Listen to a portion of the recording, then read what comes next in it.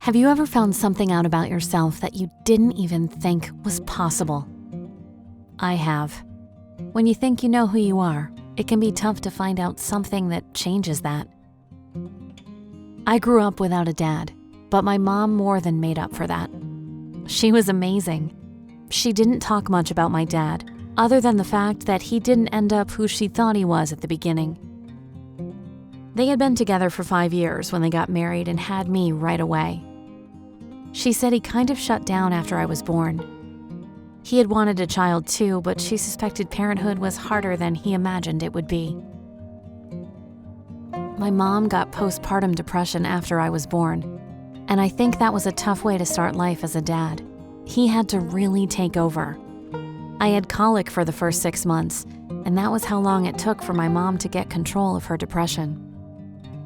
When she was back, she was the perfect mom and wife.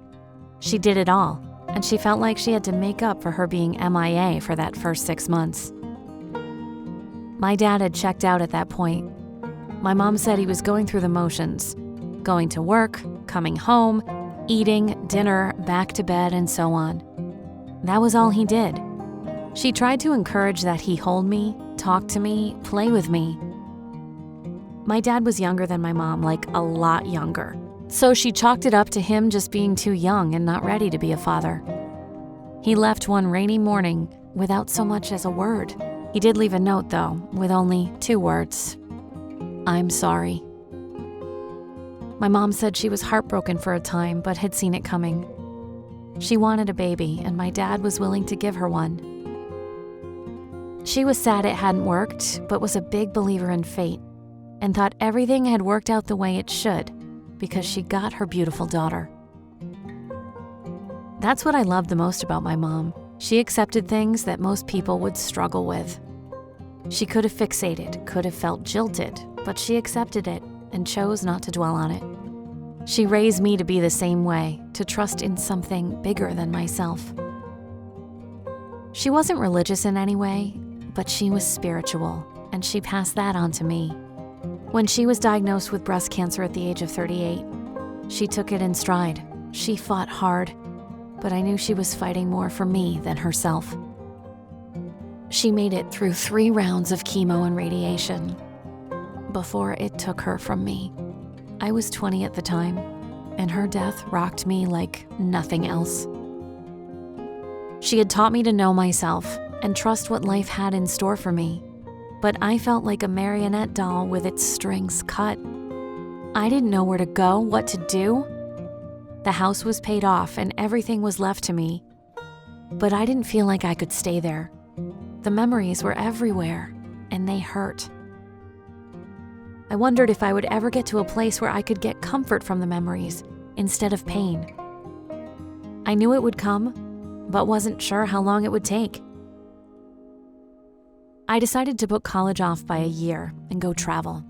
I didn't know what I would find, but knew I couldn't be still. I needed to move, to explore, to try and find who I was without my mom. I even decided to change my name. I thought it would help me be the different person I now had to be.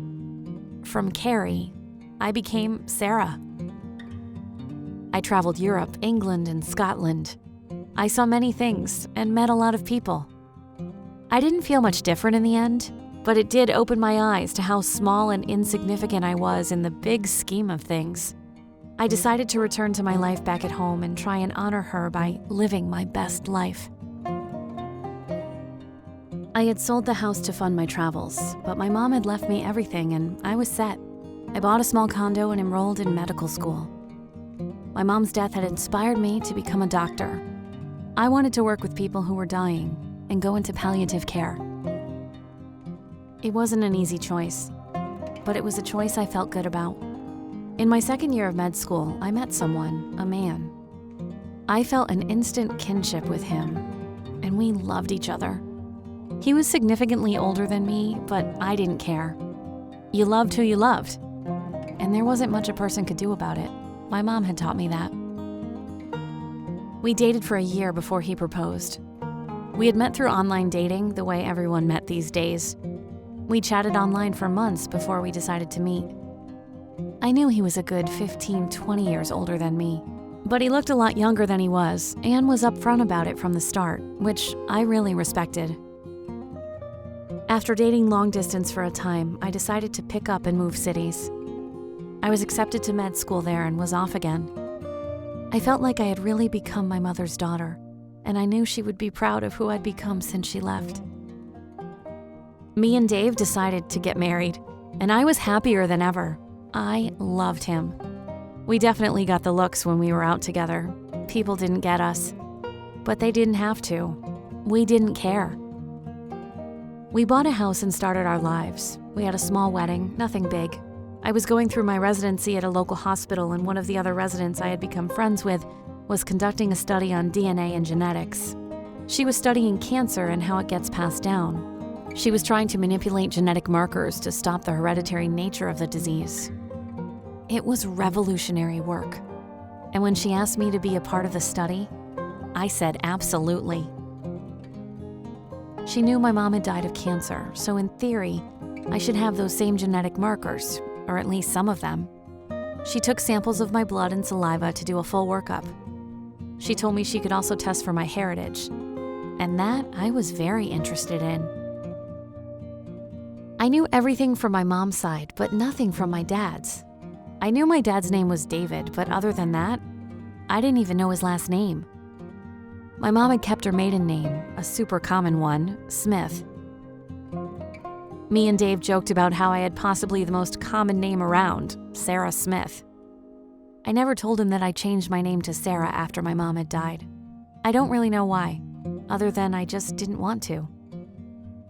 My friend took all the samples she needed and got started working on the results.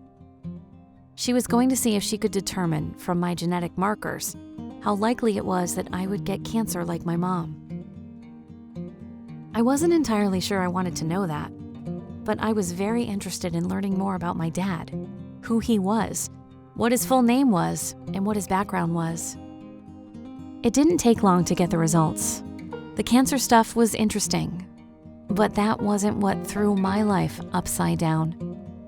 When we got to the stuff about my dad, Carly asked if I wanted to be alone to read it, or if I wanted her to read it to me. I had decided I should be alone, so I went into a quiet lab and closed the door. I read all about my mom's background first, and there was nothing that surprised me there. I knew she had English and Irish blood, but I was a little surprised to learn that she also had some German ancestry. I turned the page of the results and braced myself to learn about my father, whom I knew nothing about. The first thing I saw jumped off the page at me. My father's full name was David Collieri. I froze. That was my husband's name. I figured it had to be a coincidence, even though Collieri was not a common name. I looked farther down the page and saw everything I needed to know, but didn't want to. Unknowingly, I had married my father. I didn't get how this could happen, but when I thought back on how we met and how little I had known about my father, it was obviously possible. I didn't know what to think, say, or do, but I knew I had to leave. I grabbed my coat and left the hospital without a word to anyone. I drove home and waited for Dave to get home. I sat there completely still with the papers in my lap for hours. I tried to process what I had just found out, but couldn't. I loved Dave. I thought about our instant kinship and didn't know what to think. What could we do?